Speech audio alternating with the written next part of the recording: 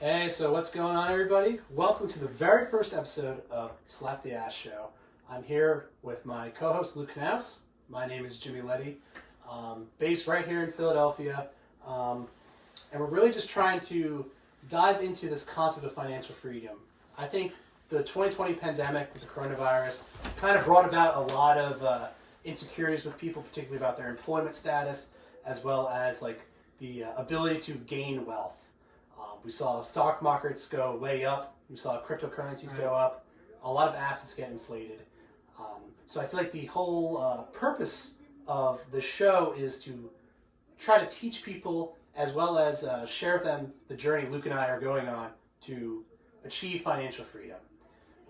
Our main focus is going to be about stocks, cryptocurrency, real estate, as well as entrepreneurial ventures. And we have a lot of cool guests, a lot of cool friends that we have that are engaging in all these types of avenues.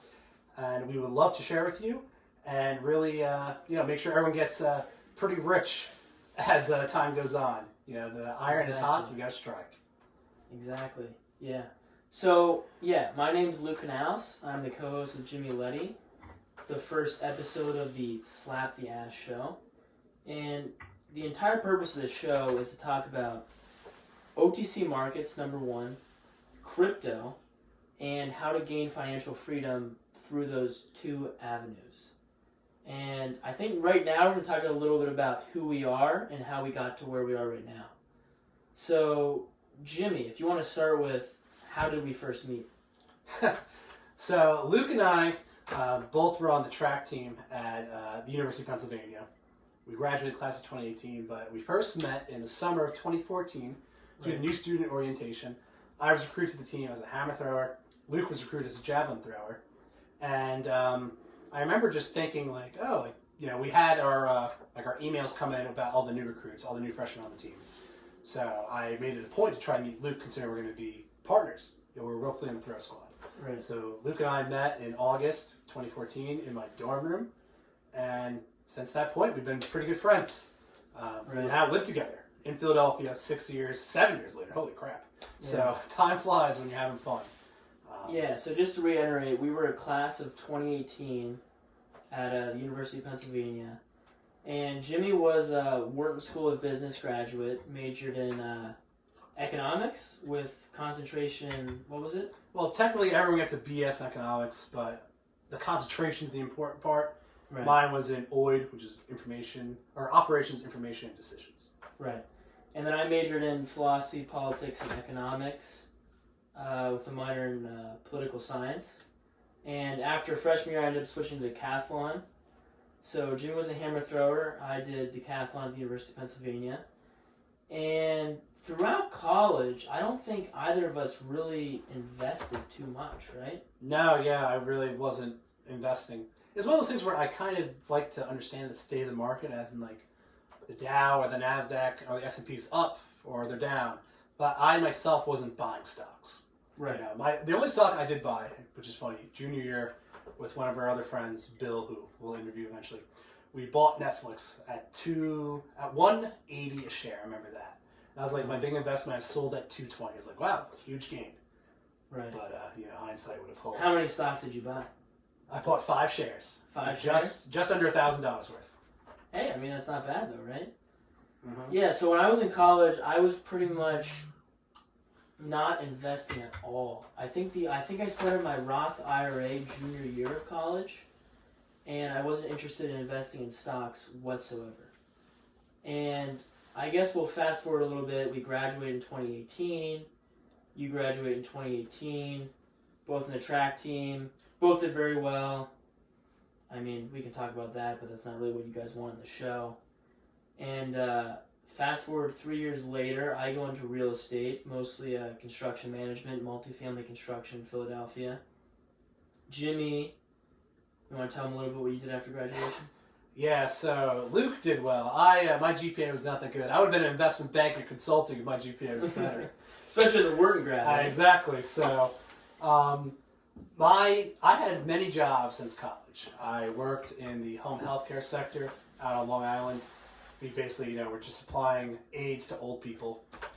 After that, I joined a startup with my friend for picking up and delivering laundry as well as categorizing clothes, Which was in Philadelphia. which is in Philadelphia. And then after that, I now work at this company called Bellhop. We're a moving company. I was living in Atlanta for a little bit. Now I'm back in Philly as the manager here. But I've had my hat in a lot of different industries since college, Right. but all in like operational roles. Yeah, whereas when I graduated, I knew I wanted to get into real estate and multifamily construction right away. So originally I interned for my cousin, who was an owner's rep in Philadelphia. And then I got a job at a GC general contractor design firm outside of Philadelphia. Worked there for about a year and a half. Then after that I worked at Grit Construction as a project manager, construction manager in Philadelphia, building multifamily construction homes, which is still what I do today.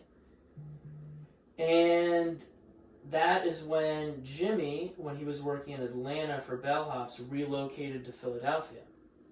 So I bought my first house at 22, about 8 months after graduating from college. Or not 8 months, about 6 months, November after graduating from college in 2018. And then Jimmy ended up moving in with me That June. So like 7 months later. Right. And then you moved to Atlanta and then you moved back. Yeah. So now, I've been bouncing around a right, lot. here we are again. We're both in Philadelphia. I work for a general contractor and project management. Jimmy works for Bellhops, a moving startup, as a operations manager. Well, you're basically the only manager in Philadelphia. Yeah, pretty much. Yeah, we have all the guys here, but I'm the only like corporate person here. Right. So yeah, I mean, those are all jobs, right? That's the W-2 world. I think that's the rat race that everyone's trying to escape. But what we're trying to do with this show and with our own personal lives is kind of explain our path and kind of get tips and tricks as well as advice from people that we interview about how to get out of the rat race and use the money you've accumulated from your job to provide yourself with financial freedom. Right. So I'll dive into like my investing world, like my experience from the beginning. My biggest thing, like my intro to investing was in 2018, after college when I had my first job, started collecting paychecks. And I was just like, I had all this money coming in now, so I was like, all right, well, I gotta start investing it. That's what you're told to do, especially when you go to college, like especially when you went to Wharton. It's all about investing in finance and shit like that. Right. So I was buying stocks, and I remember like one of the first stocks I bought after college was Alibaba. I bought a lot of Apple, bought a lot of Microsoft as well. Figured like those are good companies. They're gonna return the probably at or above market average. They're very strong names. They're gonna be around for decades to come. But then as I kept on investing, I'd be like, this week I gained $10 on my shares of Alibaba. I was like, holy shit, that's nothing. I could, just work an extra 10 minutes hypothetically to make that money. Right. That's not going to get you to financial freedom. So I was just like, stumbling on all these internet forums, things like that. Then I stumbled upon Wall Street Bets on Reddit back in summer 2018. When was this? Summer 2018. Right. And I learned this thing called options trading. I was Right. like, holy shit, options trading. You can earn. And people would post all their win and loss porn, as they say, on Wall Street Bets.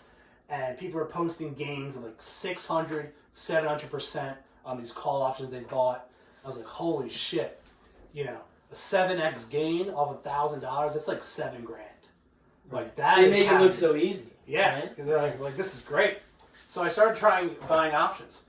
And it was good for me. I remember the first option I bought, it was a put option on 1-800-PET-MEDS back in, I think it was their second quarter earnings results in 2018. I remember I put in $360 for the put, and I sold it the next day for $950 because they reported super bad earnings. The stock plummeted. So I made a lot of money. I was like, holy shit. I was like, I just made almost like, basically a week's salary from doing fucking nothing. From what you were making in college. Yeah. I'm like, this is like nothing. This is like easy. I was like, why doesn't everyone do this? So I started getting more and more into options trading. I got burned a lot of times. Then I was like, all right, I have developed this legit addiction to options trading. So I got to supplement this income somehow. I got to supplement my And at what point was this? Well, this is still This is 2018. still senior year? No, this is still after graduation when I started options trading. Right. And I knew I had to supplement my craving for getting into options. So I started Uber driving. I started delivering for Uber Eats. And I used all that money to basically buy these options. On top of working. On top of working. Working, I started using that for more like safer stuff because I was getting burned a lot. So I kept on Uber driving. I had all this money accumulated. I was buying options, selling options. Long story short, after 2 years of basically doing strictly options trading, not even buying stocks anymore. I wasn't buying any stocks. After 2 years, I was down 30 grand. Right. Summer 2020, I was down $30,000 in my Robinhood account. Purely from just being an inexperienced options trader, not knowing what the fuck was going on. And I think that kind of like sheds light on the dangers of trading options, right? Because a lot of people you see all these TikTok people and all these Instagram guys, and you can make 1,000 times returns trading options, calls and puts and all that stuff. And most people get burned at some point. Like, especially when you're shorting a stock. When you're shorting a stock and there's some sort of catalyst, you're instantly burned. So I guess that brings us to the point is, when did you start getting into OTC swing trading? So after, my Robinhood gains were not even gains, my losses just amounted to $30,000. Like, I was 24 years old basically, and I had a negative $30,000 win-loss on my portfolio. I was like, holy shit.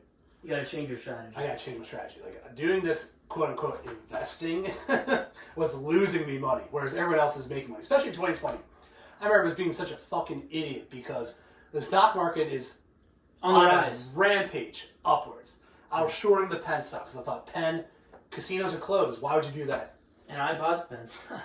Yeah, that's what I'm saying. Like, I was doing all the wrong things. So I was like, all right, I have to reevaluate my strategy. So August 2020, I had another $30,000 still laying around. Pretty much all the money I had. I was like, all right, I have to reevaluate my strategy. I have to think about what I'm buying and not buy options because, like you said, when options expire, it's gone. There's no money left. Right. At least when the stock tanks. Contract runs up. Yeah, at least when the stock tanks, you still retain the stock and can bag hold, quote unquote. So in August of 2020, I reevaluated my strategy. I left Robinhood because I was only using it for options trading, and I decided to get into the OTC markets. And why did you choose OTC? Because of the percent returns that you could have Yeah, that was the logic, because the OTC I thought was still... It was comparable to what you could get in options trading. Yes, right? I thought it had the potential gains of options trading with a bit less risk. Mm-hmm. Still a lot of risk in the OTC world, but at least your shares, assuming they're in not a bullshit company, they will still be there. Yeah, they won't go to zero right away, which is an option. They do expire and go to zero. So I switched up my strategy. I got into OTC trading. I opened an E-Trade account, put my money in there, and that's kind of been my strategy since. I basically put all my money into the stock called Vimonte, and luckily it's been going up since. VMNT? Yeah, luckily it's been going up since, so that's keeping me afloat. But so let's backtrack a little bit. So Jimmy basically gave up options trading in August of 2020. He did a lot of research. He found this Vietnamese fintech company called Vimonte, right? You invested not $1,000, not $2,000, not $10,000, $30,000 into this one company. Why? So my logic is, at the conservative approach of investing that a lot of people take, you're going to be a normal guy. Like, you're going to have that lifestyle of getting your 8 to 12% return every year. Right. Yeah, the theory is, like, why work every single year of your life hoping to get not even 8 to 12, I would say 6 to 10% historically in the S&P 500 or the NASDAQ or any index fund you're going to invest in over the next 30 years to maybe become a millionaire at the age of 60. when you can catalyze those results and become a millionaire at the age of 30, 25, 26, 27. And that's the reason why I think, Jimmy, you took the plunge and invested into one ticker with 30 grand, which is pretty much your remaining balance in your bank account. Yeah, pretty much. I mean, the way I see it is the safe investing approach, I think, is a very smart one in that you're not going to go broke ever doing it. But my thought process was, I'm young, I could work. In this new day and age where people can work from home, you're not in a factory slaving away. You're working home. You can work till you're freaking 80 years old. And you do work at home. Yeah, that's what I'm saying. So it's like, all right, well, this is like nothing. This is not a physical strain in any capacity whatsoever. So Right. I could keep, people can do this till they're old as hell. So I'm like, well, might as well take a risk to try and get rich Right. while I'm younger and see what happens. Right. If it all goes down south, I mean, that would suck. But I would hate myself if it were to go up and I didn't buy in. So my whole investing philosophy is, I think it should be based upon your life position. I have no children. I have no wife. I have no one that relies on me for anything. So the approach I'm taking to this, this quote-unquote financial freedom path is to assume as much risk as possible and to increase my potential ROI by aggressively researching stocks and individual companies, as well as cryptocurrencies. Especially in the OTC, where you can find major winners. Yep, especially in OTC. And pretty much just going all in. So, I think, thinking about what Jimmy did, right? So Jimmy did options trading for, 2 years after college, lost about $30,000. Then he decided, I'm going to go into the OTC, I'm going to research tickers and find 1 or 2 or 3 or 4 or 5 that are going to produce 1,000x returns in the next 1 or 2 years. So Jimmy found this one stock called Vimonti, which he put in his entire life savings into in August of 2020. So Jimmy invested in this company, Vimonti, right? I was working, I was, saving, I was putting money into my Roth IRA, my 401k. I wasn't really thinking about stock trading or OTC investing or any of that kind of stuff, right? And when Jimmy told me about Vimonti, I was in Chicago. We were both in Chicago. Labor Day weekend. Yeah, Labor Day weekend of 2020.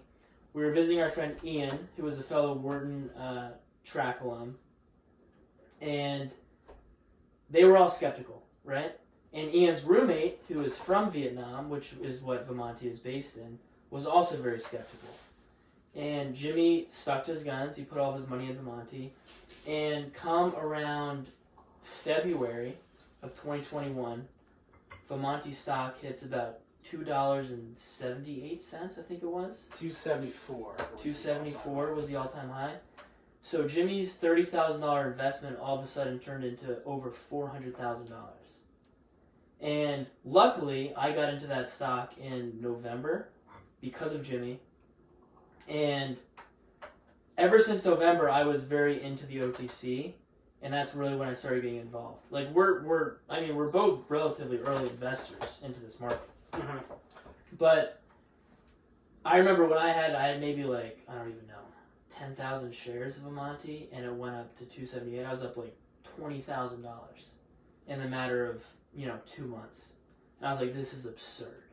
The amount of returns you can get in the OTC compared to investing in your Roth IRA, $6,000 max, 401k with a 10% company match every year. It's insane.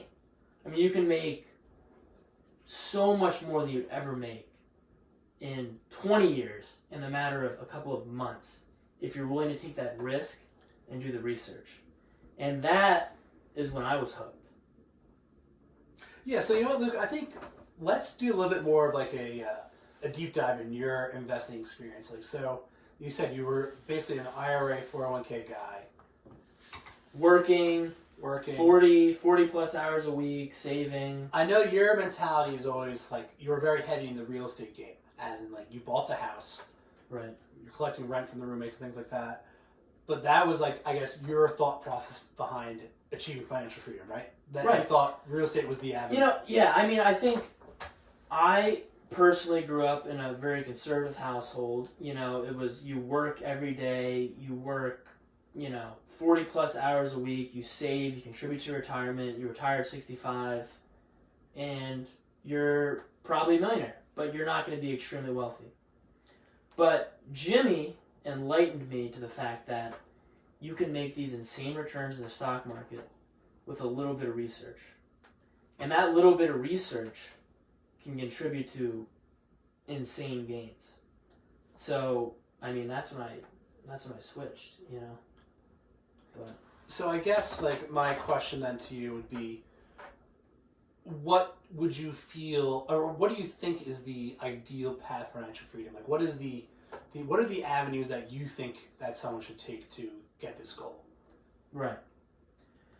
So I guess it depends on what your goal is, right? But like, say your goal is $1 million, right? And say you're 20 years old. Mm-hmm. There's a few ways you can get there, right? You can get a job, you can go in corporate America, you can go to college, you can get a decent job, you can make, I don't know, $80,000 a year out of college.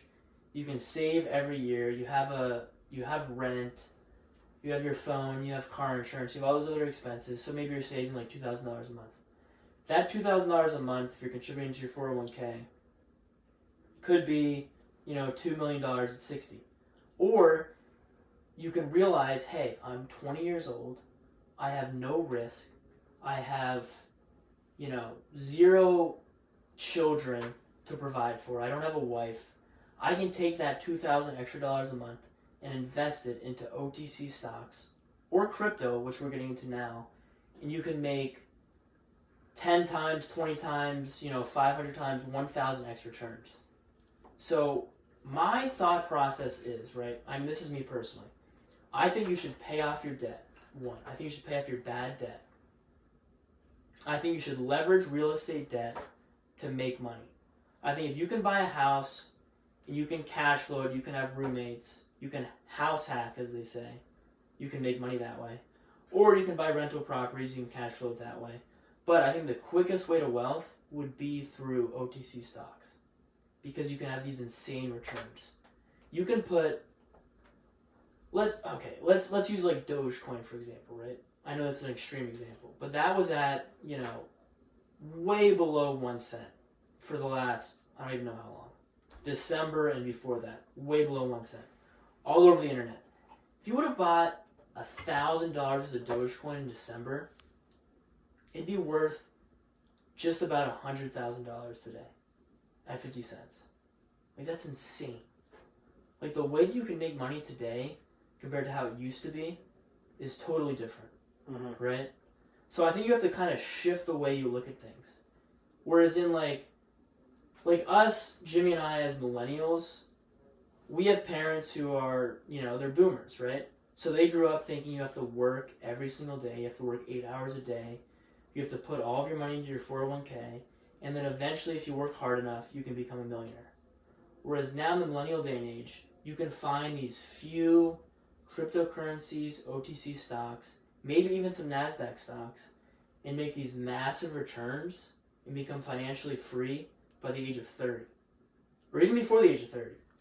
So I think it just comes down to the risk-reward ratio, Well, yeah. That's what it all comes down to. That's how really much are you willing to risk for the potential reward?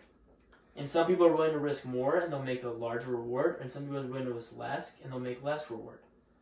And sometimes they get burned. Jim, you got burned in the OTC. I got burned in a few OTC stocks this year. We all get burned. But it's making sure that the winners outpace the losers. And that's what we got to diversify. Yeah, and my personal philosophy is, assuming you don't use margin, the most you can should lose. Never trade on margin. Yeah, at least on OTC. But the most you can possibly lose is 100% of the investment, right? That's the most you can lose. Your gains could hypothetically be infinite. Mm-hmm. Hypothetically they could be infinite. So why not put yourself in that position when you have nothing to lose? Again, like I said to you and to my other friends before, if I had $0 tomorrow, that would fucking suck. There's no way around it. Yeah, it would suck. But my life would not fundamentally change. No. I would still be able to get a job. I would still be able to have an income and things like that. I would just be delayed in my potential financial freedom or potential retirement, things like that.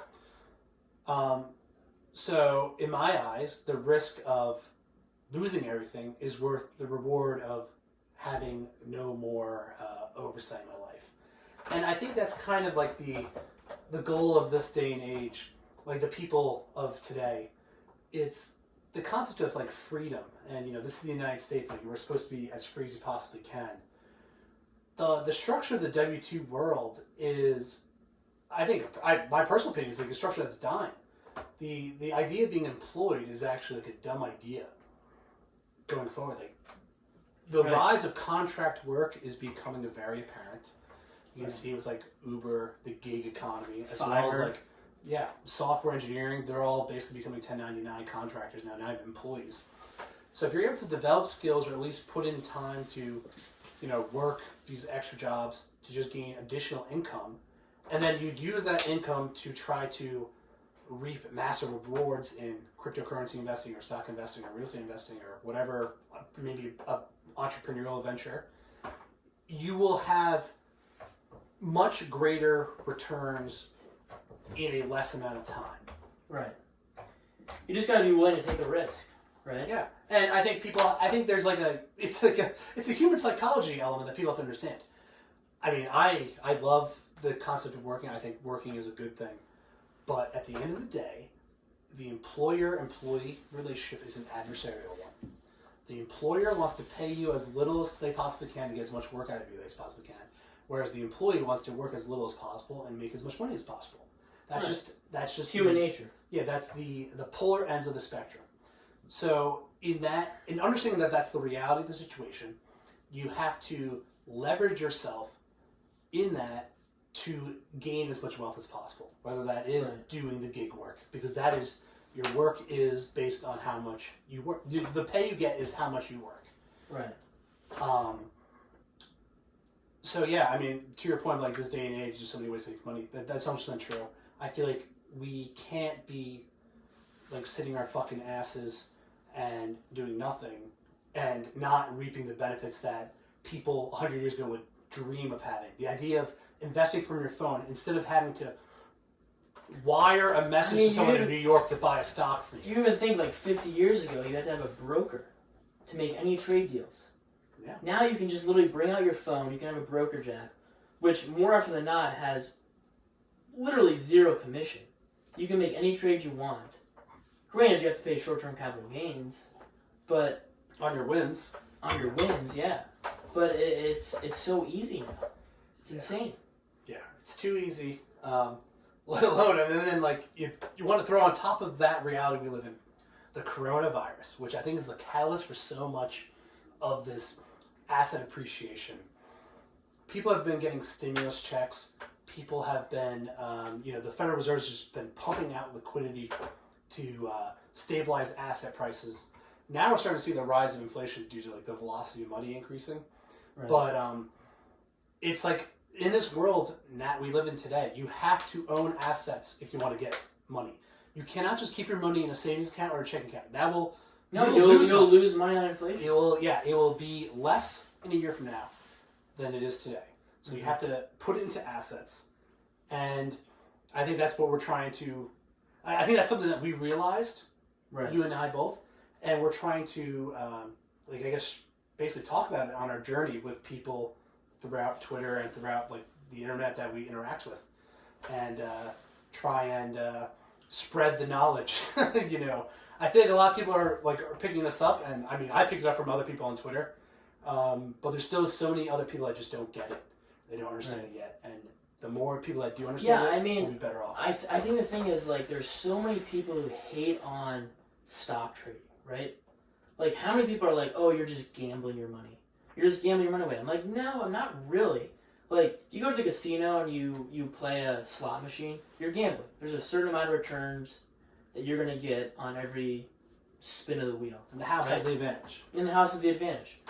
Whereas in stock trading, you have the ability to research a stock.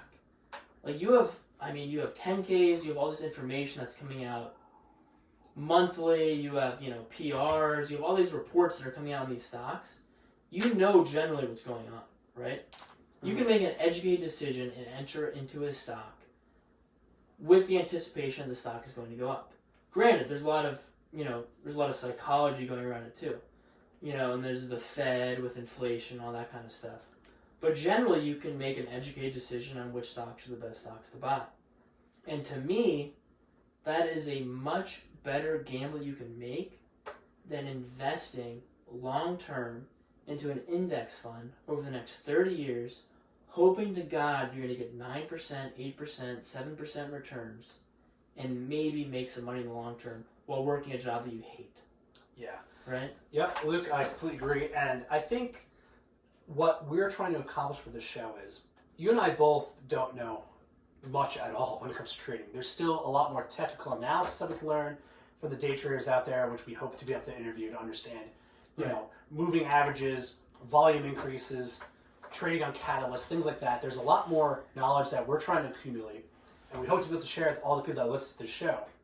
But I think we have at least we've kind of like sipped or had the red pill in the idea that we now understand that wealth is not accumulated through labor. Wealth is accumulated through asset purchase, through investing. Now that we understand that that's how wealth is accumulated, I think what we want to accomplish with this show is our path to learning how to actually capitalize on this. And that's what gains, right? Yeah, how to capitalize on trends in the market, how to understand technical analysis, how to understand the idea of any little cast like a coronavirus vaccine being manufactured, things like that. Like understanding a bunch of news that is related to the market, technical analysis that's related to individual stocks, and how we can make money from it. There's a lot of people out there on Twitter that are doing this right now. Right. I had a lot of success in 2020 when it comes to investing, but 2021 too. Yeah, more than that so. Part. But I still don't really have an understanding of technicals. I don't really have an understanding of the trends in the stock market. I hope, and that's okay though, right? It's okay, yeah, but that's like a tool in the arsenal that's not being utilized yet. With this show, we will teach ourselves as well as our viewers how to use that tool to make more money. Because that's what it is at the end of the day, financial freedom. Yeah. Yeah, I think the entire point of Slap the Ass Show is just basically to talk with each other about our financial journey and how we're doing with our investments. And also what we want to do is we both have a Twitter platform where we're interacting with other traders on a daily basis.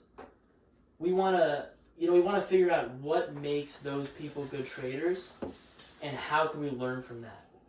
Right? So, we've had some good luck in the stock market this year. And some L's though.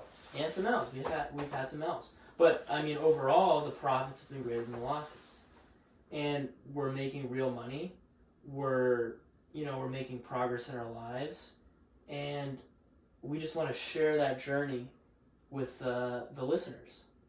And hopefully we're going to be able to interview, more Twitter personalities, more traders, be able to learn from them what they're doing, and they can help us to better our skill set. Yeah, I agree. And even within our own personal networks, we have a lot of people that know a lot of shit. Right. We have friends that have started businesses. We have friends who are working at startups. We have friends that are working in corporate finance at Fortune 500 companies. We have a network that kind of transcends the typical network. It transcends that, but also we have people in all aspects of a financial journey within our own personal space. So we want to interview these people. We have a lot of knowledgeable friends that are also investing in things I wouldn't even think about investing, like pharmaceutical stocks, or investing in collectibles, or investing in vending machines and laundromats. There's so many paths to financial freedom. Luke and I just found the OTC markets and cryptocurrency to be our path, but we want to open up our eyes as well as the eyes of the listeners to a whole catalog of ways to achieve financial freedom. Right. And I think that's the goal. Everyone wants financial freedom. Yeah, I saw a great tweet. I forgot the account that tweeted. I should shout him out. But back in the 80s and 90s, the sign of being rich was driving the Benz and having the big house. I think in this generation, the idea of being rich is having your time to do whatever you want and being able to travel. And that's really what I want. That's personal what my freedom, goal is. right? Mm-hmm. The goal is not really to be rich and be able to flaunt your wealth. We see a lot of these Twitter personalities. It's always like, oh, I bought the new Lamborghini, I bought the new Ferrari, I bought the new house.